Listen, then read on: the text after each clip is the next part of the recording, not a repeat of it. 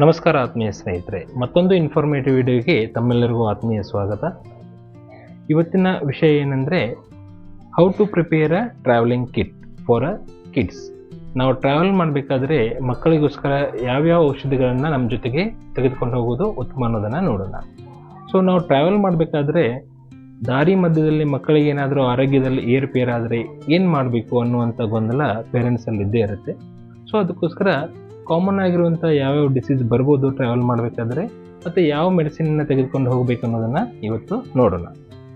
So ಮೊದಲನೇದಾಗಿ ಜ್ವರ. Travel ಮಾಡಬೇಕಾದ್ರೆ ಮಕ್ಕಳಲ್ಲಿ ಜ್ವರ ಸಾಮಾನ್ಯವಾಗಿ ಕಾಣಿಸ್ಕೊಳ್ಳುತ್ತೆ. ನಿಮ್ಮ ಮಗು 1 ವರ್ಷಕ್ಕಿಂತ ಚಿಕ್ಕದಾಗಿದ್ದರೆ ಕಾಲ್ಪಾಲ್ ಅಥವಾ ಕ್ರೋಸಿನ್ ಡ್ರಾಪ್ಸ್ನ ತೆಗೆದುಕೊಂಡು ಹೋಗಿ.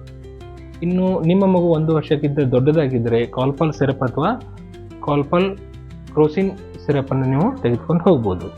ಇನ್ನು ಹೈ ಗ್ರೇಡ್ ಫೀವರ್ ಇದ್ದರೆ ಐಬುಜೆಸಿಕ್ ಸಿರಪ್ ಅಥವಾ ಮೆಪ್ಟಾಲ್ಪಿ ಸಿರಪನ್ನು ಕೂಡ ನೀವು ಕ್ಯಾರಿ ಮಾಡ್ಬೋದು.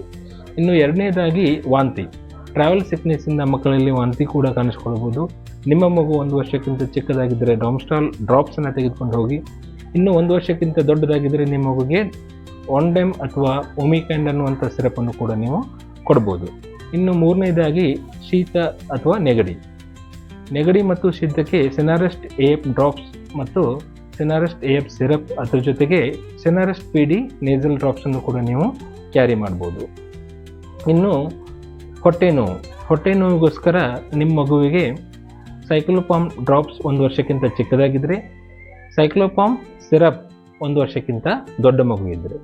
ಇನ್ನು ಅತಿಸಾರ ಅಥವಾ ಲೂಸ್ ಮೋಷನ್. ಮಕ್ಕಳಲ್ಲಿ ಆಹಾರದಲ್ಲಿ ಆಗುವಂಥ ಬದಲಾವಣೆಯಿಂದ ಬೇದಿ ಕೂಡ ಆಗ್ಬೋದು. ಇದಕ್ಕೋಸ್ಕರ ನೀವು ಹೈಡ್ರೇಷನ್ನ ಮೇಂಟೈನ್ ಮಾಡೋದು ತುಂಬ ಇಂಪಾರ್ಟೆಂಟ್ ಆಗಿರುತ್ತೆ. ಅದಕ್ಕೋಸ್ಕರ ನೀವು ORS ಅನ್ನು ಕ್ಯಾರಿ ಮಾಡೋದು ತುಂಬ ಉತ್ತಮ. ಅದ್ರ ಜೊತೆಗೆ ಸ್ಪೋರ್ಲಾಕ್ ಟ್ಯಾಬ್ಲೆಟ್ಸ್ ಅಥವಾ ಸ್ಪೋರ್ಲಾಕ್ ಸಿರಪ್ ಕೂಡ ಇಟ್ಕೊಂಡ್ರೆ ತುಂಬ ಉಪಯೋಗ ಆಗುತ್ತೆ ಸ್ನೇಹಿತರೆ. ನಮಸ್ಕಾರ, ಧನ್ಯವಾದಗಳು.